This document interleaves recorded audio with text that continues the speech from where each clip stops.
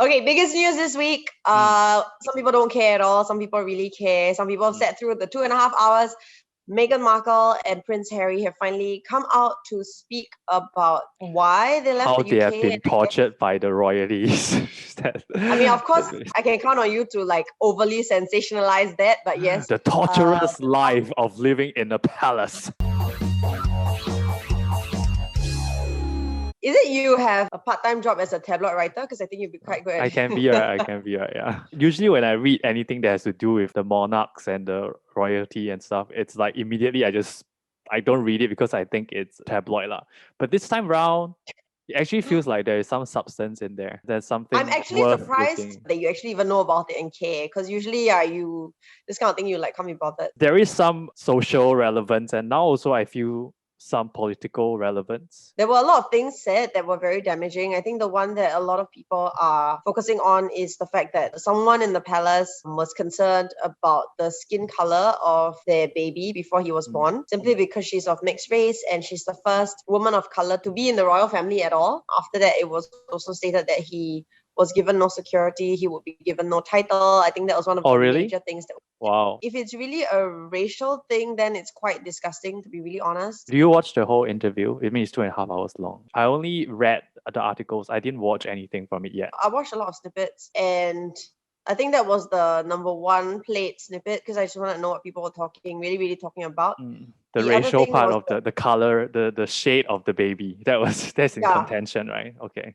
Yeah. And then there was the mental wellness and mental illness part of it. I think she contemplated suicide or she felt like killing herself at several points. And then there was just a lack of support from the palace in general. I think these were the main. She said something about like she needed to get help and then the institution said that will not be good for the institution. Something like that, if I'm not misquoting her. A lot of the royal stuff is shrouded in a lot of secrecy. And so Diana and right now, I guess Meghan as outsiders are giving people a glimpse into it. I have myself watched all seasons of The Crown. I don't know how accurate that is, but that's it. The Crown has not been banned. They released a statement. She said there is some discrepancy in the recollection of what she said. What a well-crafted Copcoms answer. Coming from Copcoms myself, that basically says... well, they are the king of the Copcoms lah, for sure, right? Yeah, really gives them a lot of leeway lah. What really made the interview a lot more powerful was that like Prince Harry was standing like side by side, right, shoulder to shoulder. He was actually also criticizing the way they were doing things and why they left the institution. Right? So I feel like that also gave it a lot more weight. How do you feel like this traditional versus progressive? So like Meghan Markle is like the progressive princess, right? She's the progressive princess. Can you stop and she's biracial some more. You must really turn everything into a tabloid, man. This whole thing is a hybrid of a tabloid and social relevance, right? I just don't think it's as a traditional versus progressive thing. I think you don't think so? I think it's basic human rights. Okay, but this monarch issue, right? Like for me, why it was a bit interesting was also because we have had this argument for the longest time, right? That whether like the monarchs are still relevant or not. But they are. And then like the younger people or like the more progressive people they want to. Okay, I'm it's a sweeping statement here, but like they are not fans of the monarchies, right? And they want. I mean, it depends a lot on the actual monarch. Like for example, I guess in Thailand now, like they've always loved their king, but the current situation with this new guy is not great lah because this king doesn't seem to care about his people. For example, I would say I don't know if it's a progressive thing. I feel it's just a problem with the actual king rather than people. But you don't get to choose the king, what? That's not progressive already, right? And then they have a lot of powers, so like people don't like that anymore, right? Do they not? I mean, just like how people don't really like religion anymore. Wow. That has been the trend. I mean, if you look at the charts and the data, the number of people who are religious have been on a steep decline. So a lot of people are even saying like religion are a thing of a past, right? So we are moving towards a non-religious society. Monarchs are even further ahead of religion, right? So do you think they are going to be extinguished, like, and how soon if they are? I think that this definitely would affect their survival. I mean, I think as it opens up and the fact that she has opened up and that the couple has opened up has just made it more obvious. There are things that I draw reference from The Crown, which I think is steeped in some accuracy. I think it already gave people a picture of what goes on inside. But I think this new development will definitely not help the monarchy situation. I'm looking at another trend, which is of this sort of outspokenness and this sort of speaking out. I mean, I think Diana, from her interviews that were released after her death and things like that, we can see that she was exceedingly unhappy when she was alive and in the royal family, but she just never spoke out that blatantly. It's a sign of the times. Yeah, it is the way that things are progressing. It's a whole point of personalities speaking out and really giving their opinions. Like, okay, LeBron James basically, just to get into the topic real quick, right? It has said a lot of made a lot of comments on racial equality and things like that, and Zlatan basically came out at him and said like, hey, stick to playing basketball lah. It's interesting because I think in Singapore as well, generally personalities don't say much. In fact, when I was with the national television station, I was told to not give a statement ever on religion or even on like the elections, on my political stand, Wow, things like that. So I mean, I think maybe you weren't given the same directive because I was maybe you never a weren't as host lah. No, because I wasn't a host. yeah, So that's we true. don't really have a voice anyway. I guess even in interviews, maybe my managers then just knew I was quite vocal. Oh, they so told you like not just for shows, like as an artist, like don't talk. Yeah. I think we have that as well. They probably were very afraid of this like young personality who might just state her very controversial views, even though actually I'm quite traditional at heart. Right. But I think the whole thing, not many personalities have come out, like even in the Singapore context, to give their opinions on many things. There are people like Xia Xue, right, who have been very vocal about things and have gonna left, right, center for being very vocal about things. I mean, Xia Xue had a run-in with Narelle. Oh, right? yeah. A while back. So I know the two of them are quite vocal. Other than that, I think that's actually our problem. But before we go into that, like I wanted to ask you, like, do you think as celebrities or as like athletes, right? What do you think we should weigh in on things that are not in our lane? Personally, I feel there is not a should or should not. Right. So I disagree with Zlatan in condemning LeBron James for saying you should not use your voice like that. I think recently we celebrated International Women's Day and I expressed an opinion in my style. And I just said that International Women's Day is a great day to remember how far women have come. In Singapore, we enjoy relative gender parity compared to the rest of the world, which is something that I appreciate, but also I don't appreciate what I consider like fake feminism, the whole like girl power, yeah, we girls need to stick together.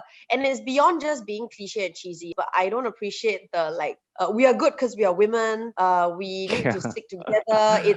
It's us versus them, it's the women versus the men. Y'all suck, we're better because this and this and this. It makes my hair stand and my skin kind of crawl because I feel like, honestly, men and women, we are different. We have a lot of differences. We should celebrate the differences. As women, we have strengths that we should remember and celebrate. There are things that we need to remember to stop doing, like overly apologizing, because that is unfortunately a woman problem more than it is a man problem. But there's no need for the very binary us versus them crap. I have no patience for it. So I actually had a few people DM me after that to say thanks for writing that. Right. So I think it's okay that we have an opinion. We just need to be careful about it. Like I think with religion and stuff like that, like you are not a religious person. I am a religious person. I try not to talk about it. Why not though? Why not? Why aren't we talking about religion though? I feel like it's irresponsible to talk about religion. Talk about religion? Like, no, I mean, like publicly, like you're talking about as in with your public persona. As a religious person, I wouldn't want to go around saying like, okay, I am this religion, you know, like it's really helped me, honestly. Yeah. You know, religion and that should be shared. I mean, right? I will share it when people ask. I don't feel the need to actively say I'm of this religion. It's helped me a lot. You guys, you know, because the you feel the need to share your opinion about International Women's Day and the way women are behaving, even though that has a less impact in your life. Is there a fear element to it? I mean, because we have Singaporeans have been prosecuted because of a religious element to their speech, right? There is no fear element because I know myself. I will not, even if I were to speak about it, I will not speak about it in a way that will get me in trouble with the law. It's more like, what is the point? Like, I appreciate the religious harmony that we enjoy here. And I feel like talking too much about one religion, like this is the best religion, for me, I find it wrong. The Wrong, religion wow, that I that's come such a from, strong word. it would be irresponsible to stir up that sort of us versus them, like let's fight for Just the by kids one talking about your religion. experience with religion is stirring No, up I can tell you that. us versus them thing. I openly talk about my religion in other contexts, but I don't feel the need to like, hey, mine is the best, come over to this side, let's convert you all. I know some people do it, some personalities do it. I personally hate doing that. And when it comes to politics as well, like I just don't want to stir anything that may cause fights. I will give my opinion, and both of us have given our opinion on the catch up on like what we think has been good, what has been done bad. I Very think then people make carefully though. yeah, but I feel Very like these things carefully should and be, fearfully though. I think these things should be handled carefully. Now, okay, with politics, it's a bit more fearful. There is some fear, I Yeah. admit. I think like celebrities, right? You Mm. earned your following. You can do Yeah. whatever you want with it, right? I mean, course you can. to say LeBron James, like, hey, you shouldn't do this, do that. I'm like, it's like I earned it. I can do whatever I want with it, right? Yeah. So to me, there's no fault in that. The second point is that you as the follower, you also have to use your brain, lah, right? Like if he is a basketballer talking about politics, then you must know, does he have any experience? Where is his statement coming from? But what if you're just Is a there really any hardcore fan? personal? You're following him because you like him playing basketball, right? If he has valid background, fundamentals, whatever experience in things that in that area, then you can take that more seriously. If not, it's just a celebrity giving his point of view. So the weight of that opinion is basically how much weight it has. It's actually up to you to decide, right? Because he has your attention because you like him. Like, I mean, I won't ask my parents, they have my attention, but I'm not going to listen to them in like most of the things, in decisions in my life. I'm like, But a lot of people listen. A yeah, lot of I mean, people listen. so A lot of people what I'm saying is that, yeah, but that's what he earned, what? So I mean, to me, it's like you have the responsibility to filter the information yourself. Okay, I can. And Yeah, personalities can say whatever, and the responsibility is on the audience then to decide for themselves. because it's not like TV where you are forced to watch whatever is fed to you, right? You follow them on their Instagram, you follow them on their Twitter. If you realize that what they are saying is shit, then unfollow them, lah. Yeah, I guess that is a very different viewpoint. I feel like I'm not disagreeing with you. I think that is important. But I definitely feel that personalities have a slightly greater responsibility, and you should kind of think a bit before you. How do just they shoot have off. responsibilities? They are smart celebrities, they are stupid celebrities, they are responsible celebrities, and they are like irresponsible as hell celebrities. You follow them for different reasons, some for just entertainment, some to just laugh at them, some to really, really, really respect the way they lead their life. So it's like blaming the television station. Station. I feel like it's the nature of the job as well, right? Like if you choose to put yourself in the public sphere, then you should kind of take some responsibility for that as well. People will know, like the NBA player who was touching the COVID mic, and then like he got COVID in the end. Like, I mean, he has to live with that for his whole life. I mean, you know what I mean? Like the consequence will be there. It's not like they are doing whatever they say has no consequence, because there are consequences for everything they do because they are in the spotlight. Let me give you a very controversial one, okay? Okay. Imagine. Oh, scary. Yeah, okay, imagine a celebrity, right? And then since we were talking about religion, a celebrity comes out and says, hey, you know what? Half of the country is not this religion. Let's like stage this like attack to sort of racially cleanse the country or force people to convert. That will be against the law. What? Then the government, they will come and the police will come and I mean, that's what happened to Trump, right? And that's why he's being impeached, right? What you're talking about is illegal already. It doesn't matter whether people. It's illegal by law, Citing but violence. I'm asking you, like, if not by law, do you think that's okay? Because basically, to what me, you're saying is you can't censor anyone. Whatever they want to say is whatever they want to say. We can create different regulations based on our culture and the different times, but whatever we have now is what we have now. You can't censor them. What they don't have, they are human beings and they have people who like them and they can say whatever they want, and people like them because of what they say. But technically, the law is a form of censorship. Then that's what you say. That's what I'm hearing. Yes. The law is a form of regulation. It's not such, because there is law is built up with so many years, right?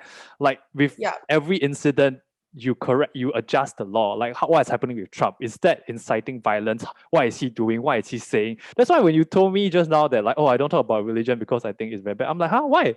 Like to me, I'm like, we should talk about religion more, because I am not brought up in a religious environment, and I grew up thinking that religion is so stupid. It's so stupid. There's no value in this stupid thing anymore. Until like recently, as I grew up there, I realized, oh wow, I look at people who are successful and thinking like, where did they get their moral compass? Where did they understood what to do and what not to do and what is right and what is wrong? And I realized if I had more people talk to me about religion, more people talk to me about like, oh, why these are the right. I don't have to agree with everything, but just understanding, oh, it helped you in this way, and this way, and this way. Maybe this other religion could work for me because they are basically ways of living life, right? And we should be sharing any way of living life. There shouldn't be any taboo or anything. If you're breaking a law, then the regulations will come in and step in. And we should constantly talk about and adjust those laws so that we can have these conversations. Wow, we actually really are like on opposite sides of this. Oh, yeah. Because basically what you're saying is that say whatever you want, as long as it's not, I mean, if it's over the line, then the law will get you. If not, then just say whatever you want. And I'm saying I don't feel that people should be censored, but I think we should think and really consider how and what we're saying exactly, and not just shoot off the top of our heads or shoot from the head. I also feel like a lot of times you're not saying a lot of things. It's not that we are responsible or anything. We're just fearful. One, like we say something wrong and people will judge us. Two, we might even break a law and then the government will come get us.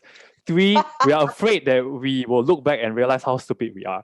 And that's me, because I've said a lot of stupid things before. I look back, I'm like, wow, I'm really damn stupid. And now I'm like, hey, I really have to watch what I'm saying because the consequence of speaking up in public is already heavy enough. All the so-called like huge influencers, whatever, and they write like generic crap online, right? And they write things like, oh, like, oh, mental health, and you should don't treat people, finding a toxic person and all that stupid shit. And then they say all the generic stuff, right? And in their mind, they're thinking they're very good. But people can tell it's generic shit. Like I can grab that off any website, just Google like mental health, and it's completely plagiarized. So it's so stupid, right? And there are people out there gonna read it and gonna say, oh, okay, so this is what he or she represents at this point. Generic shit. And that's consequence enough, if you ask me. Okay, so Andie's top tip is don't follow people who say generic shit. That's my top unfollow social media people tip. who say generic stuff. Yeah. And my takeaway is please be careful about what you say on, I mean, anyway, honestly, celebrities and non-celebrities, I just feel like everyone could be a little bit more responsible. So that's our two takeaways. We agree to disagree on this one. But I think both our takeaways are not bad. Okay, come on, honestly. All right, not bad. Okay, went on longer than we expected. Yeah, let us know what y'all think. Like, do you think that, the onus is on celebrities and personalities to watch what they say? Or do you think they can say whatever and it's the onus is on people to decide who to follow and who to unfollow? Yes. And that people should just say whatever they want to say. Let us know. Drop us a line in the comment box below. Team whether you're Jade or Team Andie. Yeah, I was gonna just say, oh my god, make it stupid and binary. That's how everything works. Team now. Jade! Yeah, make it stupid and binary, just like International Women's Day. Ha! Bye! Wow, I didn't expect it to turn out like that. Yeah, man.